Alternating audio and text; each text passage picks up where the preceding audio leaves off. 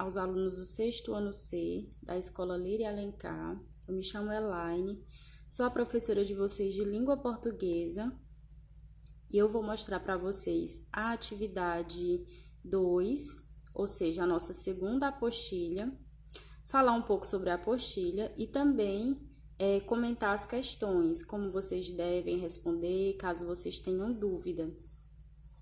Então, essa é a capa da nossa apostila. O primeiro conteúdo que vocês têm aí é o gênero diário. O gênero diário, ele é um gênero de relato, onde a pessoa relata acontecimentos, fatos, e esses fatos são reais. São acontecimentos que ocorrem com a pessoa é o personagem principal e também é o narrador, é quem está contando essa história.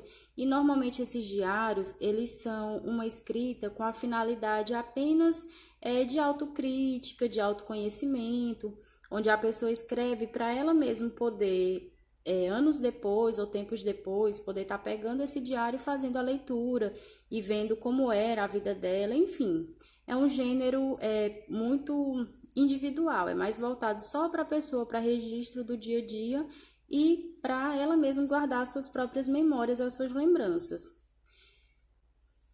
Aconteceram exemplos de diários na história da humanidade, onde esses diários eles ficaram amplamente conhecidos, como é o caso do diário de Anne Frank, que era uma menina que passou pelo contexto da Segunda Guerra Mundial. Ela era uma judia e ela contou todos os horrores, como foi que a guerra afetou a vida dela, o dia a dia, da família dela, contou como eles tinham que ficar escondidos, como faltava todos os mantimentos, enfim, até o momento em que ela é levada,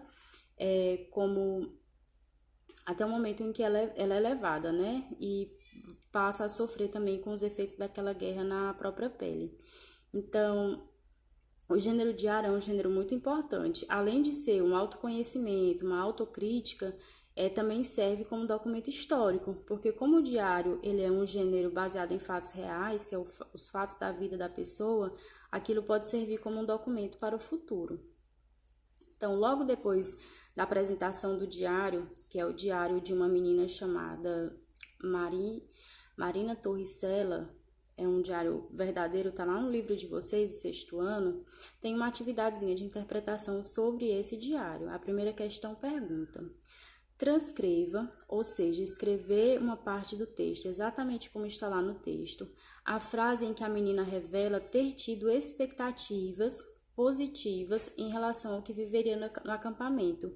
Então, uma expectativa positiva é que ela já imaginava que seria muito bom, que aquele acampamento seria legal, enfim.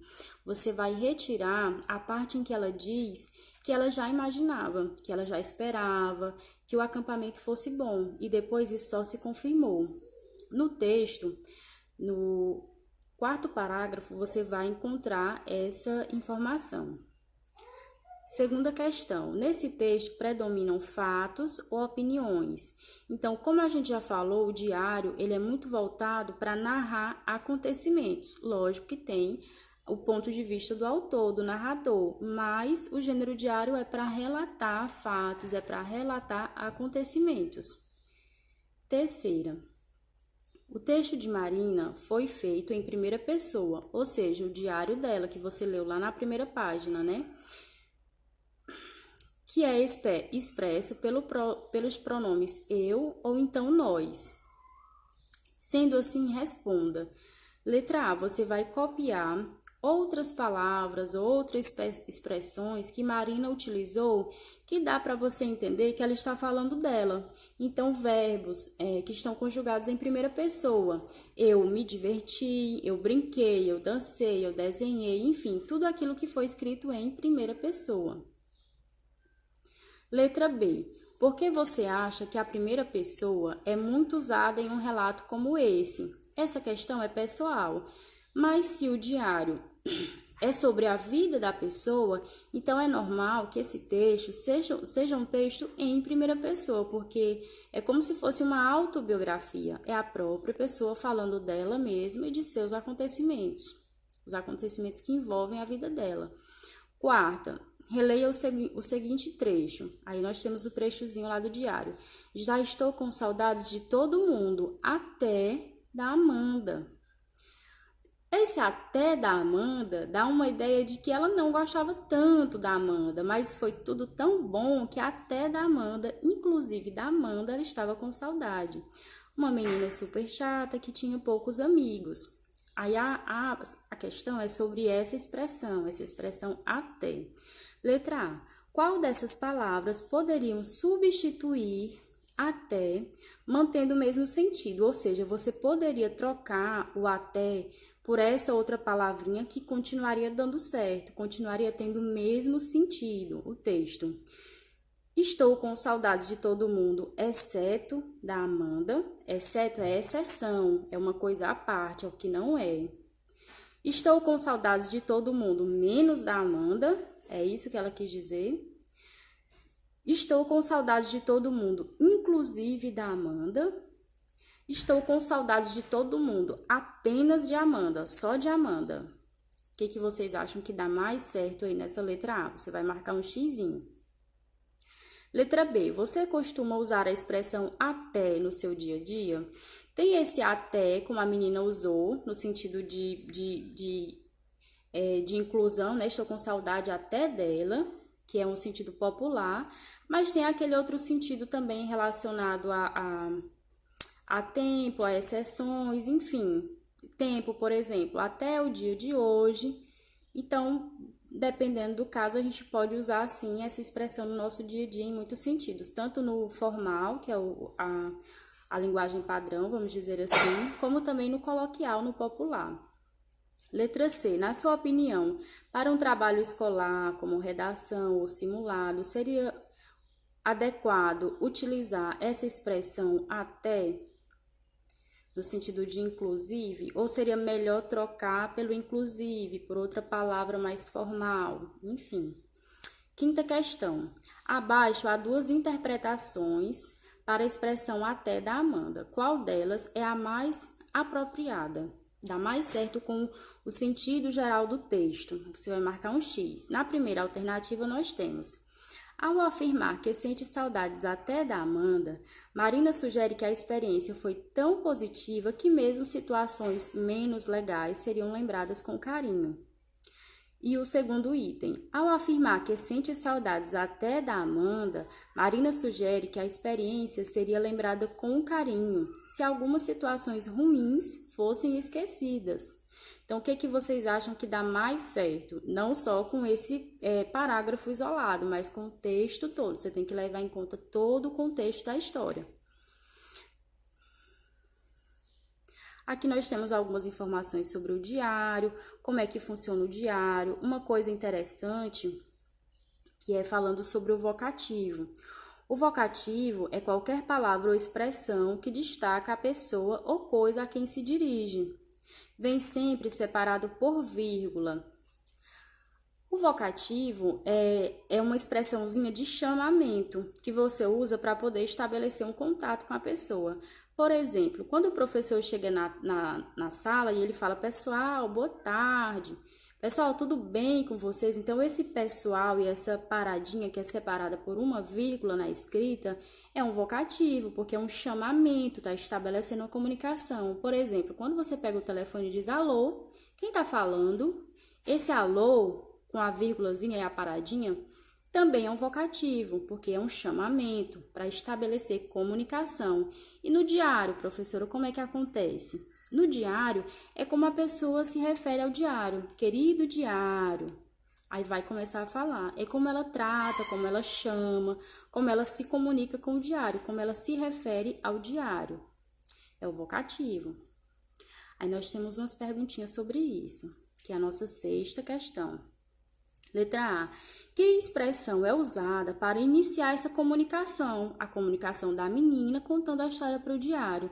Não é, querido diário? Não é assim que ela sempre começa o texto, né? Que sempre iniciam-se os diários, aliás. Letra B. E para encerrar, para terminar, como é que ela termina essa história? Normalmente é uma despedida. Tchau, por hoje é só, beijinhos, até logo, enfim. Letra C, aí você vai voltar lá no texto, porque é tudo com base no texto. Vai voltar no texto para ver como foi que ela terminou essa conversa com o diário. Letra C, considerando essas expressões, Como você descreveria a relação de Marina com o diário? O diário, ele é como se fosse um confidente, é como se fosse um amigo para quem ela está contando os fatos que aconteceram no dia a dia dela. Fatos que ela não quer dividir, por exemplo, com a mãe, ou com a tia, ou com outra pessoa. São fatos secretos que ela quer que só o diário saiba. Então, é uma relação de carinho, de afetividade, de confidência. Letra D. Porque algumas pessoas guardam seus diários escondidos ou trancados. Por que você imagina que isso aconteça? Letra E. Com que finalidade, ou seja, com que objetivo, por quê? Marina ilustrou com colagens a página do diário. Para quem tem o livro, lá no livro aparece, né, que ela cola vários desenhinhos com o objetivo mesmo de ilustrar, de decorar, de desenhar, de tentar trazer à memória aquilo que aconteceu no acampamento, né? E aqui nós temos outros diários. O diário, por exemplo, da menina chamada Zlata, que ela também viveu um contexto de uma guerra, só que aqui é outra guerra. Aí conta tudo direitinho como foi que a guerra afetou a vida dela, ó, em 28 de dezembro de 1992. Como eu falei para vocês, um diário ele pode ser também um documento histórico, porque além da vida da menina que ela estava narrando, tem toda a questão da guerra que está envolvida, né? Aí tem o diário dela pedindo para a guerra acabar. Depois esse diário ele vai para uma organização chamada Unesco. E lá nessa organização, o diário dela, ó, das latas, ele acaba sendo difundido. E esse diário vira livro, enfim, para poder falar sobre essa história. Questão 7, sobre o texto. Em seu texto, Zlata conta como ela e sua família viviam durante a guerra. Letra A. No início do relato, porque a menina estava feliz. Então, mesmo no contexto de guerra, tinha algumas pequenas coisas que traziam felicidade. Lá no diário ela narra, você vai... Não precisa transcrever, não. Tirar exatamente o que estava lá e botar na apostila. Você pode só resumir. Ah, porque ela estava fazendo determinada atividade com o pai, com a mãe, ela estava tendo um tempo com a família. Você vai falar com suas palavras. Que privações materiais, ou seja, que coisas materiais e físicas ela não podia ter naquele momento, no contexto de guerra. A família de Zlata sofreu nesse período. Então, o que foi que eles ficaram sem? O que foi tirado deles? Numa guerra, a pessoa perde muitas coisas. O meio ambiente sofre, a questão financeira do país e das pessoas sofre, emocional, psicológica. Mas aqui está falando sobre as privações materiais, coisas físicas, essenciais à vida, como comida, enfim, lá no texto tem. Letra C. Zlata chama de moleques os líderes dos exércitos em conflito. O que o uso dessa palavra revela sobre a opinião da menina, o que ela pensava sobre esses líderes e por quê. Aí é sua opinião. Aqui nós vimos, né, como você fazer um diário na prática, meu diário na prática, é sua vez de produzir. Aí aqui vem dizendo como é que você vai produzir seu diário, que você vai falar sobre o seu dia a dia e vai anotando no caderno, né, como se fosse um diário mesmo. E aí vem dizendo o que é importante, o que precisa ter dentro desse diário, tem todo o passo a passo aqui.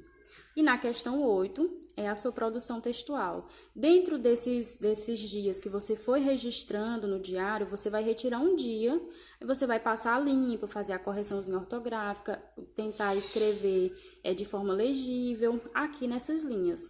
Tirar um dia e vai escrever aqui, transcrever o seu diário aqui para essas linhas. Falar um pouco do seu dia a dia, como é que está sendo os seus estudos, como é que está sendo sua rotina devido à pandemia, enfim. O próximo assunto que nós temos é verbete. Verbete é a mesma coisa, é muito parecido com o dicionário. São aquelas palavras que são organizadas em um livro, em ordem alfabética, e essas palavras, e normalmente a gente utiliza o dicionário para consulta, para pesquisa de significado. O verbete que é trazido para vocês aqui é a palavrinha cara. A palavra cara está lá no dicionário e ela tem vários significados. Aí aparece aqui a palavra cara, é em negrito, destacada. Depois eu tenho ela entre parênteses, com um pontinho, ó, para fazer a divisão silábica. Cara tem 2 sílabas, é uma palavra de sílaba, tem o K e tem o Rá. Aí tem o significado 1, parte anterior da cabeça, composto por olhos, testes, enfim, esse é um significado. Significado 2, expressão facial, fisionomia, semblante, por exemplo, ela estava com a cara fechada, não é dizer tá com o rosto fechado, não, ela tá com a expressão séria, fechada. Terceiro, é aparência, aspecto, esse bolo está com uma cara boa, outro significado. 4, cara também pode ser lado da moeda, e aí lado da moeda, que um é cara e o outro é chamado de coroa. Significado 4. Significado 5, aliás, desculpa. Cara também pode ser um indivíduo, pessoa qualquer. Aquele cara está te chamando. Pode ser usado também no sentido de pessoa. Então, aqui, para a palavrinha cara, para esse verbete, essa palavra de dicionário, nós temos 5 significados diferentes. Aí tem todo o textozinho do verbete. E depois nós temos a questão 9. Releia as explicações referente à expressão cara. Letra A. A primeira explicação de a cara pode ser sintetizada, ou seja, resumida na palavra rosto. Cara pode significar rosto, que é um sinônimo, ou seja, rosto é sinônimo de cara. É possível indicar um sinônimo para o sentido 4? O sentido 4, ó, como está bem aqui, é lado da moeda. Um lado da moeda é chamado cara. Que outro sinônimo nós poderíamos dizer para o lado da moeda? Tem cara e tem coroa. Letra B. Quantas acepções, ou seja, quantos sentidos são apresentados para a expressão cara? Aqui nesse dicionário você vai ver, ó, 1, 2, 3, 4, 5, até indivíduo. Então são 5 sentidos, são 5 acepções diferentes. Letra C. Como as pessoas usam o dicionário? Eles podem ser lidos como se fossem romances ou contos, fala de acontecimentos, narra história? Não, né? O dicionário, ele é voltado para pesquisa, para você pesquisar, para você verificar a escrita correta de uma palavra, verificar o significado dela. Às vezes você está fazendo a leitura de um texto e aparece uma palavra que você não entende, você vai lá no dicionário para consulta, para pesquisa, para verificação de significados, né? Não é romance. E o último assunto que tem aí na apostila de vocês é sobre preposição em estudo da língua. E aí nós temos aqui várias preposições. O que são preposições? São palavrinhas que elas são essenciais dentro da língua portuguesa, dentro de frases, orações. Elas são pedidas, vamos dizer assim, por verbos e por nomes. Existem verbos e nomes que eles necessitam de uma preposição para poder fazer a ligação dele com outras palavras. Exemplo, a palavrinha gostar. Quem gosta, gosta de alguma coisa. Então, esse de é uma preposição. Então, como eu disse para vocês, as preposições elas servem para ligar palavras. Dão um sentido, assim, de ligação de palavras. Então, aqui eu posso ter vários sentidos para as preposições, vários tipos de preposição. Aqui eu tenho de posse, são lindos os olhos de Patrícia. A quem pertencem os olhos, né? De quem são os olhos? São de Patrícia. Então, posse, companhia, viajará com as amigas. Lugar, estive em São Paulo. Meio, voltaremos de ônibus. Dia é o transporte que vai ser utilizado. Fim, que é uma finalidade, um objetivo. Parou para abastecer o carro, com o objetivo de abastecer. Então, essa palavrinha bem pequena, que é a preposição, ela carrega todos esses sentidos e serve também para ligar as palavrinhas. Nós temos também a contração de preposição. Por exemplo, a mais as significa as.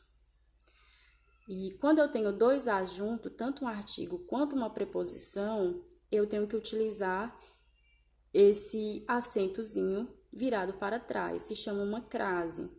Quando eu digo, por exemplo, chegou à escola. Quem chega, chega a algum lugar. Ou seja, esse a já é o a da preposição, porque quem chega, chega a algum lugar ou chega em algum lugar. Então, eu já tenho esse a. E como escola é um substantivo feminino, a escola, então eu tenho dois as, como aparece aqui. Quando eu tenho esses dois as, o a da preposição que tem depois esse verbo, né? E eu tenho o a do substantivo feminino, aí eu uso essa crase, que é o acento para trás. De mais ó, gosto do menino. De mais ó, do. De mais isso, disso. Em mais esses, nesses. Em mais aquela, naquela. Por mais os, por os. Eu não falo por os, eu falo pelos. Por mais os, pelos. São só alguns exemplos de contrações, né? Duas palavras que se juntam para formar uma preposição. Aí aqui no finalzinho, na questão 10, eu tenho a atividade sobre preposição. Você tem essa tabelinha com as preposições para, desde, de, com e entre. E eu tenho da letra A até a letra E, com o espaço para você colocar a preposição adequada, que passa a ideia adequada. Estudo nessa escola, tracinho, o ano passado. O que vai dar certo? Quando dá assim uma ideia de tempo decorrido, seria para o ano passado, desde o ano passado, de o ano passado, com o ano passado ou entre o ano passado. Então, você vai encaixando essas preposições do quadro dentro desses traços. A questão 11, ela é para você enumerar. Eu tenho a primeira coluna, que estão aqui, ó. 1, preposição de modo. 2, combinação. 3, dá uma ideia de companhia. 4, dá uma ideia de oposição. E 5, dá uma ideia de instrumento. É que eu estou utilizando alguma coisa, algum objeto para fazer algo, instrumento. E aí eu tenho as frases embaixo. A preposição, ela vai ser sempre uma, ó, tá aqui destacada, é a preposição com. Só que dependendo do contexto, essa preposição, ela pode demonstrar várias ideias. Você vai ter que entender a frase para enumerar aqui. Qual é o sentido dessa preposição? Se é de modo, de combinação, de companhia, de oposição ou de instrumento. Vamos analisar a primeira e aí vocês analisam as outras em casa. Eu tenho no primeiro parêntese, jogou com meu time e perdeu. Jogou com o time é o quê? Não dá uma ideia de... Dá uma ideia de oposição ou de companhia, né? Jogou com o time. Seria contra o time, né? Abriu a porta com o grampo de cabelo. Esse com o grampo já vai mais para um objeto, para um instrumento. Chegou ao estádio com os amigos. Pronto. Com os amigos é como se fosse acompanhado pelos amigos, né? Eu fui ler as outras para poder ter um entendimento melhor desse com primeiro. Então, quando ele fala que jogou com o time e perdeu, é como se fosse justamente isso mesmo, como se fosse uma oposição. Jogou contra o time, porque eram times adversários, né? Então, eu li as outras só para poder ter certeza. Mas esse primeiro parêntese, ele dá uma ideia de oposição, que seria o númerozinho 4. E aí, as outras vocês façam a análise aí na casa de vocês e respondam a apostila. Qualquer dúvida, mandem mensagem para mim ou falem lá no grupo.